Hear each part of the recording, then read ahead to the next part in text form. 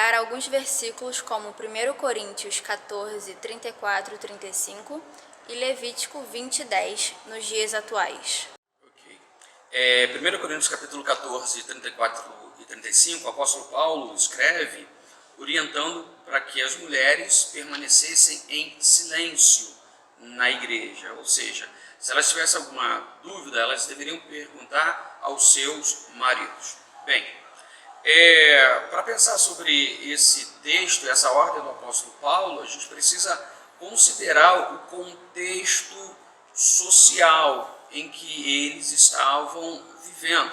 A gente está falando aqui da Grécia, que era Corinto era uma cidade da Grécia, naquele tempo do apóstolo Paulo. E era comum, não apenas na Grécia, mas em todos os lugares, a mulher não ter voz, não ter vez.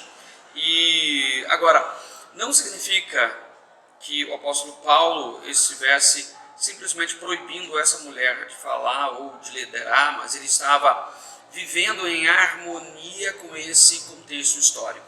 Se a gente for para o Antigo Testamento, muitos anos antes, a gente vê, por exemplo, Débora sendo uma líder de Israel, uma líder nacional da nação. O que significa claramente é que não era que Deus proibia, mas era que havia sim uma harmonia com esse ponto na história. A gente vê Jesus, por exemplo, dando vez e voz para as mulheres, quando ele, diferente do machismo da época de Jesus, ele simplesmente dava essa abertura para as mulheres. Então, eu acredito que esse texto ele precisa ser exclusivamente analisado a partir dessa visão histórica. Hoje, isso seria um absurdo no Brasil, por exemplo. Agora, em outros países, esse contexto, essa visão ainda prevalece. Agora, para nós, realmente não faria o menor sentido. E não obedecer isso que o apóstolo Paulo está falando, no meu ponto de vista, não é nenhuma desobediência a uma ordem bíblica, desde que enxergamos que isso tem a ver com aquele tempo, com aquele momento da história. A gente responde agora a Levítico. Você falou líder nacional da nação, como assim? Eu falei isso? Líder nacional da nação. Aí, filho, volta aí. Não dá pra voltar. Ok, Lucas não. Levítico, no capítulo 20, no versículo 10, a ordem era que o homem e a mulher que tivessem cometido adultério, os dois deveriam ser executados. Essa era a ordem bíblica para aquele momento. Agora, o Antigo Testamento não é de onde nós tiramos a nossa regra de fé e prática, e sim o Novo Testamento. Jesus mesmo já contextualiza esse texto quando lá no Novo Testamento trazem ele uma mulher em flagrante adultério, e as pessoas dizem, olha, lá na lei de Moisés diz que se isso acontecer, essa mulher deve ser apedrejada. Só que Jesus simplesmente responde, quem não tem pecado seja o primeiro a atirar a pedra.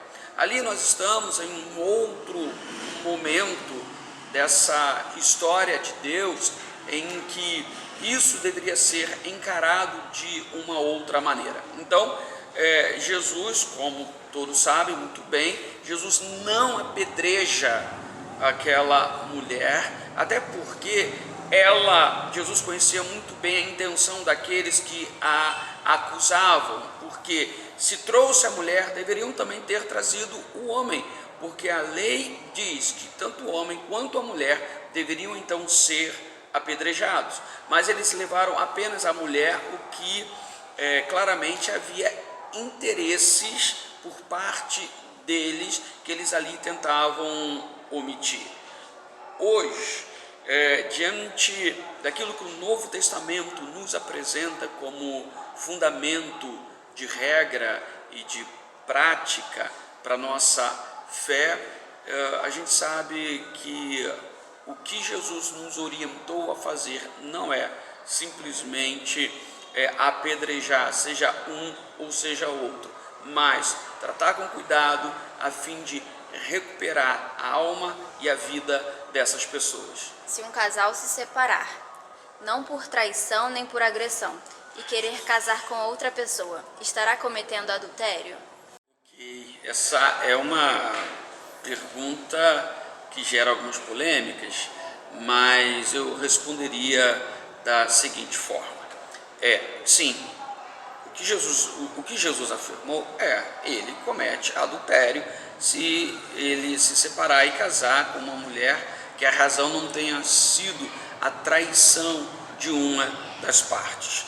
Agora, geralmente as pessoas pegam esse versículo, né, e querem dizer com isso que uma vez que essa pessoa se casa novamente fora dessa permissão apresentada por Jesus, significa que ele então casou, está em adultério, e nisso ele está eternamente perdido se ele continuar em adultério, porque ele estaria em pecado, ok? Só que eu, particularmente também, não vejo que esta situação é uma situação que vai ser determinante para o seu fracasso espiritual e para perda da sua salvação, e não é isso que vai determinar que essa pessoa, por exemplo, vá para o inferno. Agora, ele está em pecado? A resposta é sim. Existe consequência com respeito a isso? Certamente que sim. Vai haver então perdas? Sim, vai haver perdas. Eu não posso de verdade ser preciso em responder o que de fato vai acontecer com essa pessoa, mas não acredito de verdade que por isso ele vai perder a sua salvação, mas acredito sim que ele vai viver algumas perdas bem significativas em sua vida, porque sim, existe presença de pecado na sua vida. Ser cristão, o que significa? A primeira vez que esse termo aparece na Bíblia foi em Atos dos Apóstolos, e quem chamou os seguidores de Jesus de cristãos não foi nem a igreja, então foi um termo que surgiu fora da igreja. E aí eles chamavam os discípulos de Jesus de cristãos porque para eles se pareciam com Jesus. Então eu acho que essa seria a melhor definição do termo cristão: pessoas que se parecem com Jesus, e se não se parecem, deveriam se parecer. Olá pessoal, eu gostaria de indicar o que para mim é o melhor aplicativo de Bíblia que existe, é o YouVersion. O que interessa é o conteúdo desse aplicativo de Bíblia. Ele tem pelo menos 10 versões da Bíblia que você pode baixar e fazer comparações de todas essas versões em versículos ou uma quantidade de versículos que você desejar. Então você pode comparar esse versículo que você está lendo, e você se depara com uma dúvida, e você pode ir para uma outra versão que você também vai baixar no seu aplicativo para poder ter uma compreensão mais clara do texto.